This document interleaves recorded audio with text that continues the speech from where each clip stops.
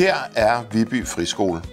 Men det er kun skallen. Det, der er vigtigt, foregår indeni og uden for bygningen. Derfor starter vi hver morgen sammen, ligesom vi slutter sammen fredag eftermiddag med at holde fællestime. Det er vigtigt for os, at skolen ikke bliver for stor. Vi er en skole med 20-22 elever i klasserne. På den måde er der både plads til den enkelte og fællesskabet omkring klasserne. Der var nok 2 ting, som især afgjorde, at vi valgte den her skole. Den ene var meget konkret ting, det var størrelsen. Så kan det være lidt mere abstrakt ting, som helt klart var værdierne. Det vigtigste på Viby Friskole er, at børnene er på vej til at blive hele mennesker, når de forlader skolen.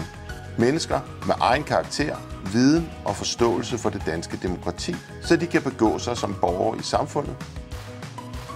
Man kan lege fangeleg på den store græsplæne. Nå, alt muligt. Det er meget fedt. Lærerne er engagerede, de sådan tænker på, at alle har det godt. Fællesskabet i de forskellige klasser er meget gode og meget tætte.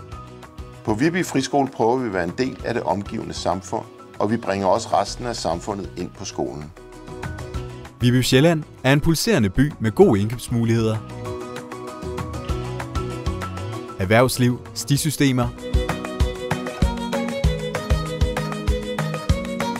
og pendlermuligheder, der sikrer en god hverdag for børnefamilier. Foreningslivet blomstrer med et mangfoldigt udvalg af klubber og aktive fællesskaber. Oplev en by, der harmonisk forener hverdagen, skole, arbejde og fritidsliv. Hvis du tror, at Viby Friskole kunne være noget for dig og din familie, så kontakt os. Vi glæder os til at høre fra dig.